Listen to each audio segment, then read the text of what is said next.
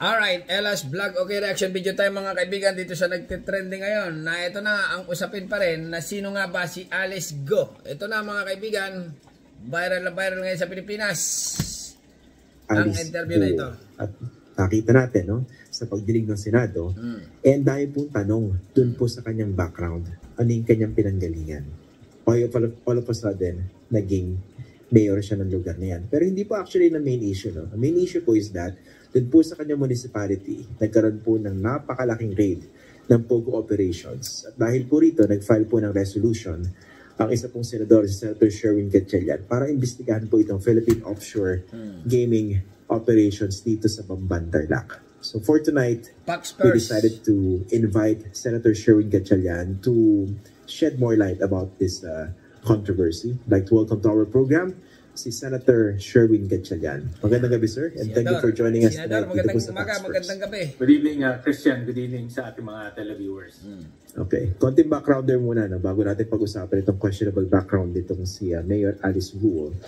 Ano ba itong nag-cause? Itong mga kaibigan, reaction video lang ha. Per use tayo, per review, per reaction, per na per. Ng inyong resolution.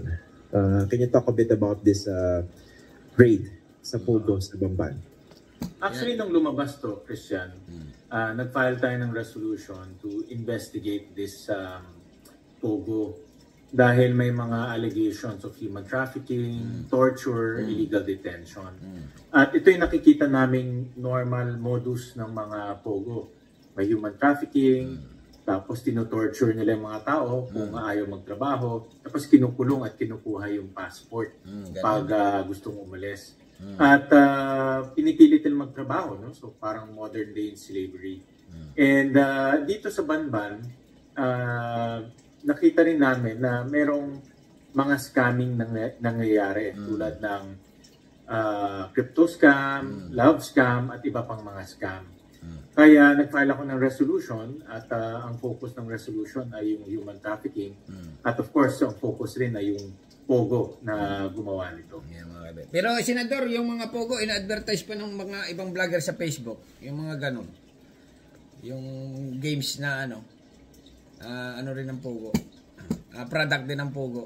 Yung mga vlogger, yung mga influencer. Pinopromote nila. Ganito kadali manalo sa POGO. Ganon, ganyan.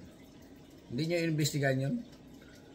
Ito mga kaibigan, napansin ko lang, yung mga Chinese na nasa POGO ay pinasibat na ng China yung iba, okay? Ibig sabihin, pinauwi na ng China.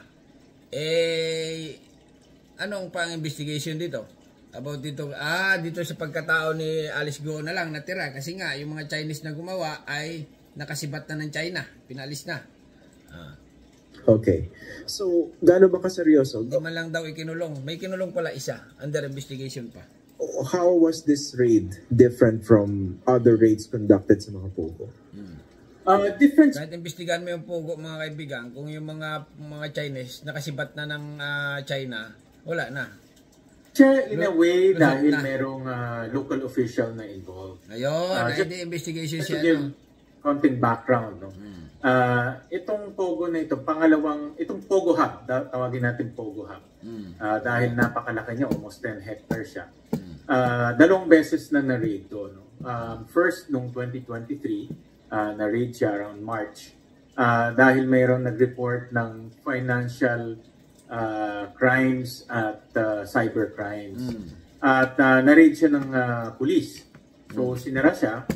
Tapos may bagong nag-apply ulit. Ito yung Zun Yuan na nag-apply at na-raid ulit because merong nakatakas na I believe Vietnamese and Malaysian at nag-report sa PAOK naman ang nag-raid, no? Presidential Anti-Crime Commission.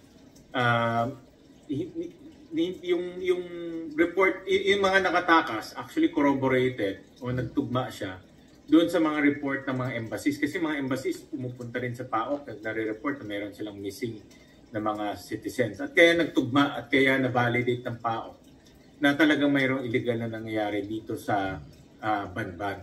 At again, no, a little backgrounder.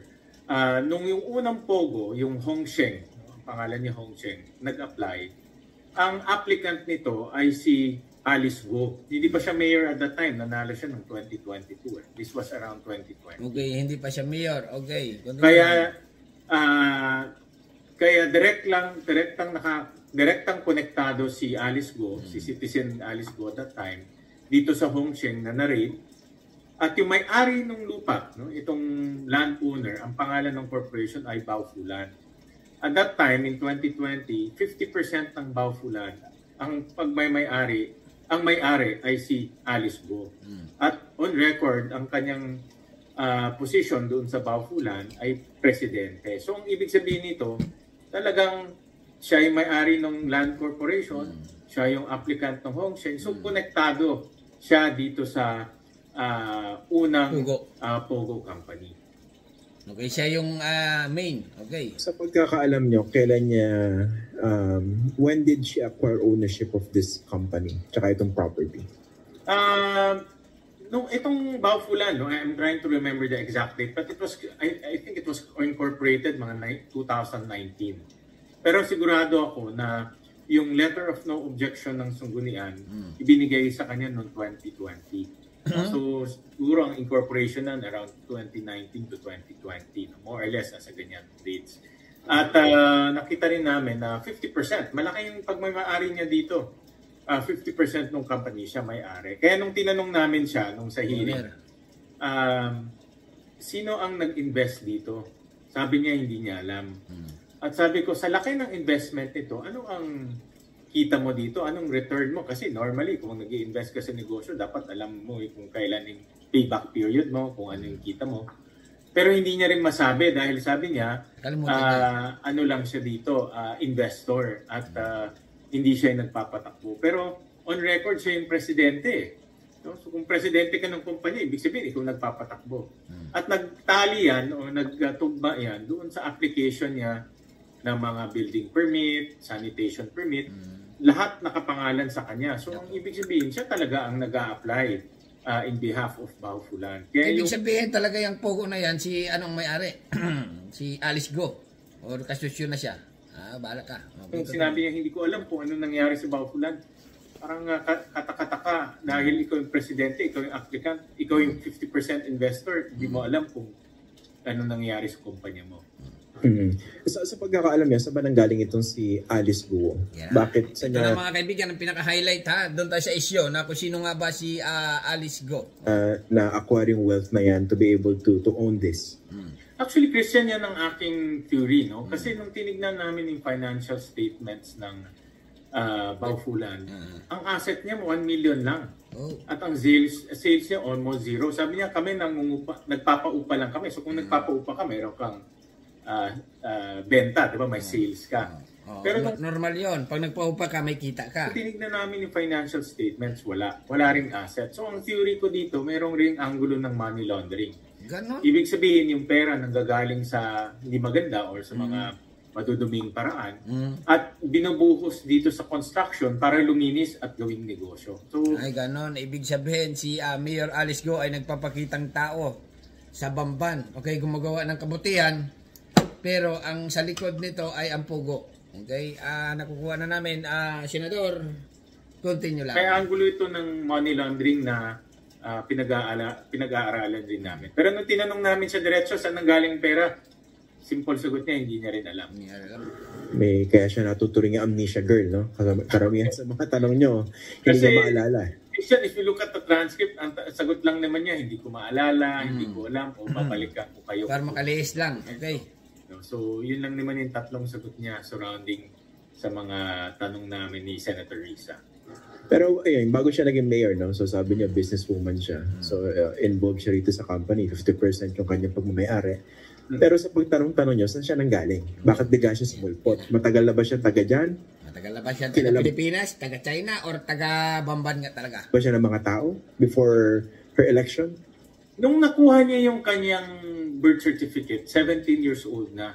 Pero Senador, 17 years old nakuha niya ang birth certificate niya sa NSO, okay?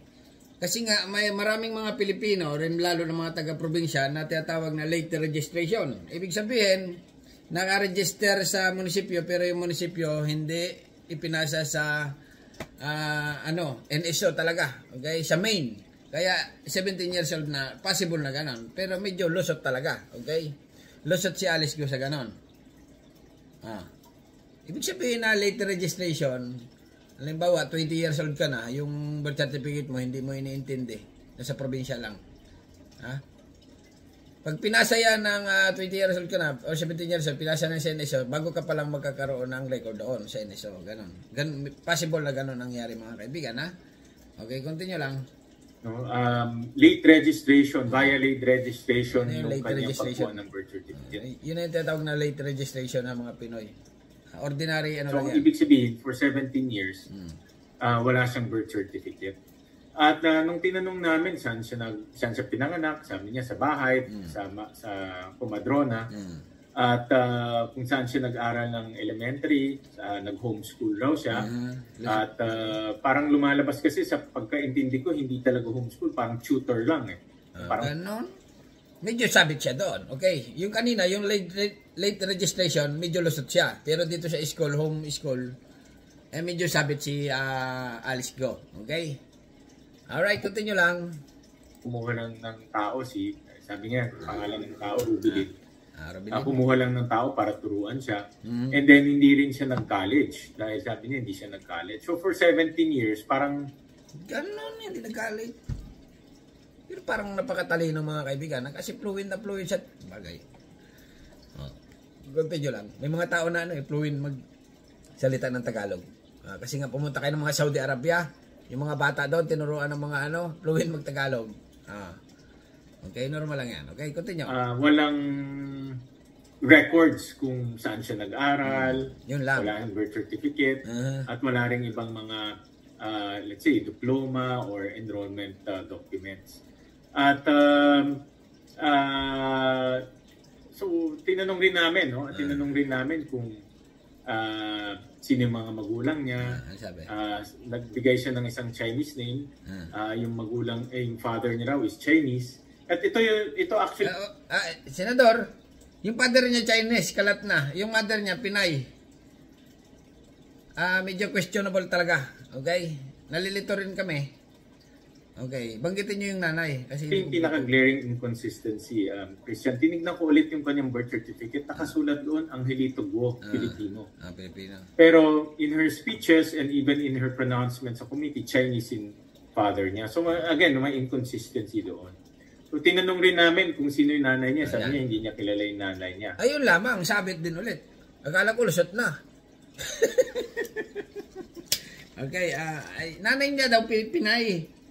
Senador Go, sabi nila, okay? So sabit pa rin. So walang records kung sino yung nanay niya. But in the birth certificate, Filipino raw yung nanay niya. Ay, ganun. Ibig sabihin na sa So birth certificate, Filipina nanay. Okay. Medyo sa tingin ko, itong investigation nito mga kaibigan, medyo 50-50 tayo, ha? Kasi nga, Pinay ang nanay, Chinese ang tatay. Pag pinanganak sa China, okay? Pag pinanganak sa China, Pinay ang nanay, Chinese ang tatay, Chinese yon.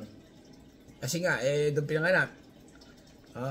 Malay mo, hindi natin alam mga kaibigan, malay mo yung nagpa-ano na rin, nagpa-iba ng citizen. Okay? Kaya yun ang sabi ko, pag doon pinanganak. Pag sa Pilipinas pinanganak,